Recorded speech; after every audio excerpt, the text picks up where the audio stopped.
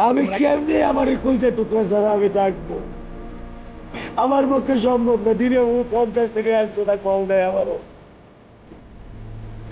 বাবা তুমি কখন আসবা? বাবা তুমি কখন আসবা? রামিসার যে হত্যাকারী, সে তো গ্রেপ্তার হয়েছিল, তাকে জামিনে বের করে আনা হয়েছে। হাদির হত্যাকারীকে জামিনে বের করে আনা হয়েছে, একেও জামিনে বের করে আনা হয়েছে। বের করে আনা হয়েছে এই ধরনের কর্মকাণ্ড করার জন্য। তার মানে এর সঙ্গে আইন, আদালত, প্রশাসন এবং আইনজীবীরা জড়িত। 8টা বছর আমি আমার বুকের এই ঘরে ঘুম পাড়াইছি। আমি কার সাথে ঘুম আসবো? আমি কি দিয়ে মনে সান্ত্বনা দিব? আমার অপরাধ কি? রাষ্ট্রের যারা দায়িত্বে আছেন, যারা নিরাপত্তার দায়িত্বে ছিলেন, সেই স্বরাষ্ট্রমন্ত্রী সংবিধান নিয়ে ব্যস্ত আছেন। তিনি পৃথিবীর সবকিছুতে নাক গলান, শুধু এই একটা বিষয় নাক গলান, আইন শৃঙ্খলা পরিস্থিতির যে অবনতি ঘটল এই ব্যাপারে তার কোনো বক্তব্য নাই। রামিসার বাবা একজন রিকশাওয়ালা, কিন্তু তিনি আজ বাংলাদেশের প্রতীক হয়ে উঠেছেন। তিনি বাংলাদেশের মানুষের কণ্ঠস্বর হয়ে উঠেছেন। কিভাবে? আমি এই কলজাটা ছাড়া আমি থাকবো কেমনি? আমার এই বাচ্চাটা আমি ঘরে ঢোকার আগে ফ্রিজের মধ্যে আমার জন্য শরবত বানায় রাখে। আমার বড় মেয়ে না, আমার ছোট মেয়ে 8 বছরের। বাবার সঙ্গে সঙ্গে লাগাই রাখছে, বাবা তুমি আমাকে নিয়ে যাবা। আমি বলছি, আল্লাহ বাবা তুমি আল্লাহর কাছে যাও, আমার তো আমাকে দিয়ে যাওয়ার ক্ষমতা নাই। আমার মেয়ে আল্লাহর কাছে চলে গেছে। গতকাল যখন তার মেয়ের লাশ উদ্ধার করলো পুলিশ, যখন তাকে মামলা করতে বলা হলো, তাকে যখন পুলিশের কাছে নিয়ে যাওয়া হলো, তিনি অন্তরস্থল থেকে তিনি পুলিশকে স্পষ্ট জানিয়ে দিলেন তিনি কারো কাছে বিচার চান না। এবং পুলিশকেই তিনি উদ্দেশ্য করে বললেন যে আজ পর্যন্ত আপনারা কোনো এক্সাম্পল তৈরি করতে পেরেছেন যে এরকম কোনো অপরাধমূলক কর্মকাণ্ডের, ধর্ষণের বিচার হয় বাংলাদেশে? এরকম খুনের, শিশু হত্যার, শিশু ধর্ষণের বিচার করে আপনার আগে এক্সাম্পল সেট করেন। কি বড় ধরনের একটা চ্যালেঞ্জ তাকে ছুড়ে দেওয়া হলো পুলিশকে। ইয়েস, বাংলাদেশের আইন আদালতের এরকম কোন এক্সাম্পল নাই যে এখানে বিচার পাওয়া যায়। এই যে একজন রিকশাওয়ালা, অর্থবিত্তহীন মানুষ যেভাবে ঠিক তার মনের কথাটা প্রকাশ করলো, এটাই হচ্ছে জুলাই অভ্যুত্থানের শক্তি, জুলাই বিপ্লবের চৈতন্য। মানুষ বুঝে গেছে যে আসলে তাকে এখন কি করতে হবে। এই দেশ, এই রাষ্ট্র, এই আইন, এই আদালত, এই সরকার মানুষের সাথে নেই, এবং এরা যে মানুষের জন্য কিছু করবে না এটা মানুষের জানা হয়ে গেছে। সে শুধু রামিসার বাবা নয়, বাংলাদেশের প্রত্যেকটা ক্ষতিগ্রস্ত মানুষকে যে জিজ্ঞেস করেন ঠিক এই একই কথা বলবে। তাদের পাশে আইন ছিল না, পুলিশ ছিল না, প্রশাসন ছিল না, সরকার ছিল না, রাষ্ট্র ছিল না। এই দেশে সুবিচারের কোনো এক্সাম্পল নেই। হত্যার বিচার, ধর্ষণের বিচার হয়েছে এরকম কোনো এক্সাম্পল নেই। এগুলো বন্ধে কোনো কার্যকরী উদ্যোগ রাষ্ট্রের নেই, সরকারের নেই, প্রশাসন নেই, পুলিশের নেই। কারণ কি জানেন? কারণ হচ্ছে আমরা আজ পর্যন্ত কখনো দেখিনি পুলিশের যিনি আইজি, পুলিশের একজন এসপি, এমনকি পুলিশের ওসি, তার সন্তান কখনো ধর্ষিতা হয়েছে এমন কোনো রেকর্ড নেই। ধর্ষণ যারা করে তারা কারা? তারা এদের লোক। কোনো মন্ত্রী, প্রতিমন্ত্রী, এমপি এরকম কারো সন্তান ধর্ষিত হয়েছে? হয় নাই। বরং এদের সন্তানরা, বখাটের সন্তানরা নানা ধরনের অপরাধ কর্মে জড়িত, এবং সেই জন্য এরা চোখ কান বন্ধ করে রাখে। এদের দলের লোকেরা জড়িত, এরা চোখ কান বন্ধ করে রাখে। একদিকে বাংলাদেশের একটা দলের নামে নানান ধরনের অনিয়ম করে যাচ্ছে। আপনারা মনে করে দেখেন যে চাঁদার জন্য যেই ছেলেটাকে পাথর মেরে হত্যা করা হয়েছে, কি বিচার হয়েছে? এটার কোনো এক্সাম্পল তৈরি করতে পেরেছে রাষ্ট্র, এই সরকার? পারেনি। তাহলে এই সরকারের কাছে, এই রাষ্ট্রের কাছে কেন মানুষ বিচার চাইবে? এই যে তার প্রতিবাদ, বিচার না চাওয়া, এইটা থেকে যেটা তৈরি হতে পারে সেটা হচ্ছে ধীরে ধীরে নয়, বরং রেডিক্যালি মানুষ এখন এই বিচার, আইন ব্যবস্থা, পুলিশ ব্যবস্থা থেকে মুখ ফিরিয়ে নেবে, পুরোপুরি মুখ ফিরিয়ে নেবে, এবং এদের কার্যকারিতা ধ্বংস হয়ে যাবে, শেষ হয়ে যাবে। এমনও হতে পারে বাংলাদেশের লক্ষ লক্ষ মানুষ আর বিচারালয়ের কাছে হাত না পেতে, তাদের কাছে ধর্ণা না দিয়ে নিজেরাই নিজেদের রক্ষার দায়িত্ব নেবে। মিডিয়া যদি এটাকে মব বলবে, রাজনৈতিক নেতারা এটাকে মব বলবে, কারণ আইন তো তাদেরকে সুরক্ষা দেয়।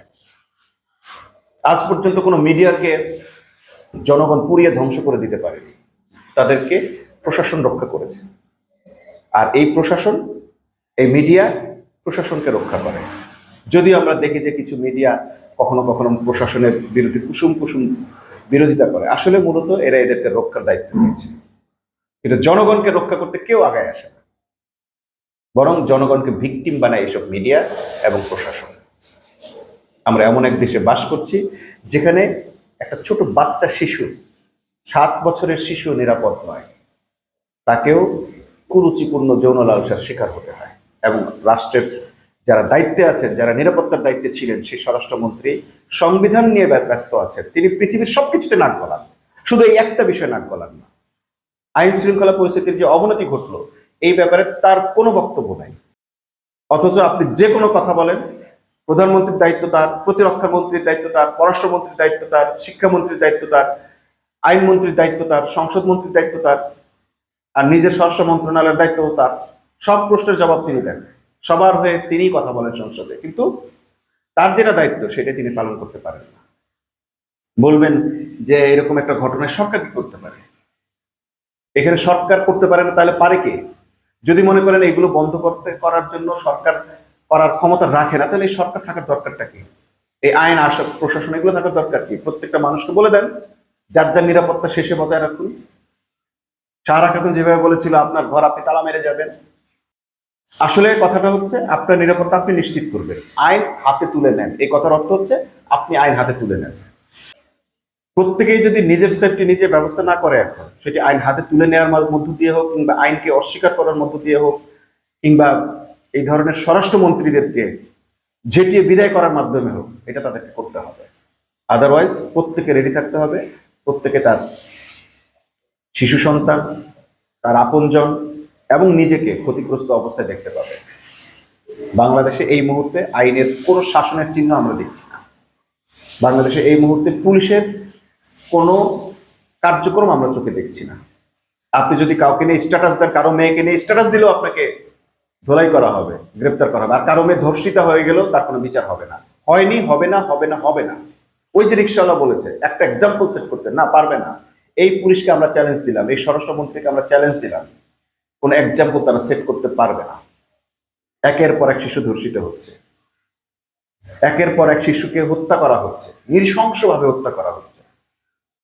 এর রুট কোথায়, কেন এগুলো হচ্ছে, এগুলোর কোনো কজ অ্যান্ড ইফেক্ট এই সরকার বের করতে পারছে না, করছে না, এবং তার দায়িত্ব নয় এটা। এগুলো সরকার নিজেদের লোক দিয়ে করাচ্ছে, এবং প্রত্যেকটার সঙ্গে সরকারি দলের লোকেরা জড়িত। এবং এই যে রামিসার যে হত্যাকারী, সে তো গ্রেপ্তার হয়েছিল।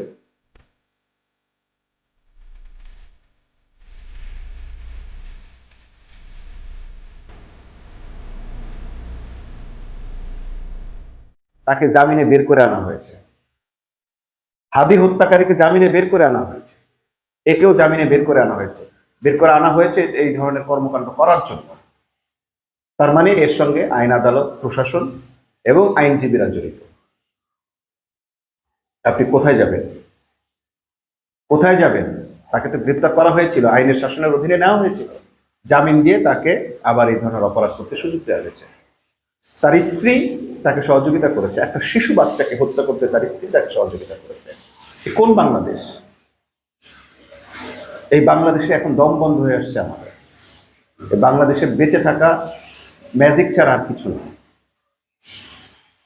আমরা দেখলাম ঢাকা মহানগরী দক্ষিণ জামাত বিশাল মিছিল করেছে, প্রতিবাদ জানিয়ে।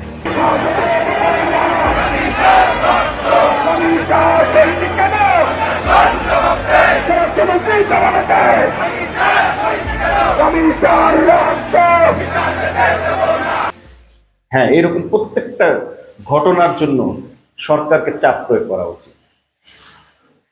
জনগণকে সাথে নিয়ে, যদি জামাত ইসলামী না হতো, অন্য কোনো দল হতো, তাহলে যেটা করতো, থানা ঘেরাও করত, ওই সংশ্লিষ্ট থানাকে ঘেরাও করা হতো।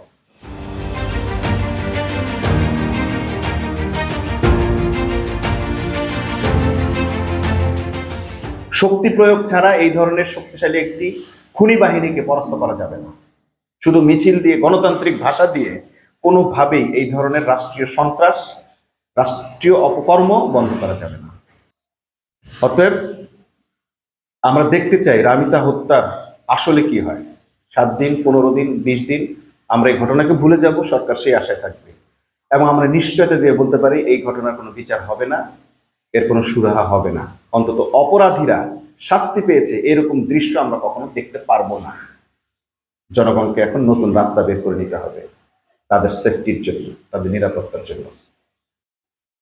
আর এই সরকারকে যতদিন ক্ষমতায় রাখা হবে, এই ধরনের সরকারকে যতদিন ক্ষমতায় টিকিয়ে রাখা হবে, ততদিন মানুষ তার আপনজনকে এইভাবে এক মুহূর্তের মধ্যে হারিয়ে ফেলবে, নৃশংসভাবে তার সন্তানকে হত্যা করা হবে।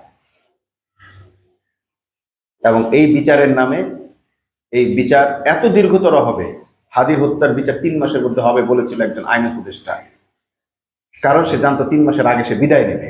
বাটপার মতো একজন বাটপার উপদেষ্টা। তুই জানিস তুই 3 মাস নাই, তাহলে 3 মাসের মধ্যে বিচার হবে, আদালতে কিভাবে দিয়েছে?